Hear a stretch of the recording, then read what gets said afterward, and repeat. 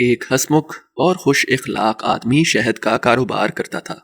लोग इसकी खुशमिजाजी और मीठी बातों पर ऐसे फरिफ्ता थे कि इसका शहद हाथों हाथ बिक जाता। एक बदमिजाज आदमी इसके कारोबार की तरक्की को देखकर जलता था। इसने सोचा, इसके शहद में कौन सा सुर्खाब का पर लगा है, चलो हम भी यही धंधा शुरू करते हैं। लिहाजा इसने भी शहद का कारोबार शुरू कर दिया। लेकिन इसकी बदमिजाजी को देखकर लोग इसके नजदीक भी ना फटकते थे।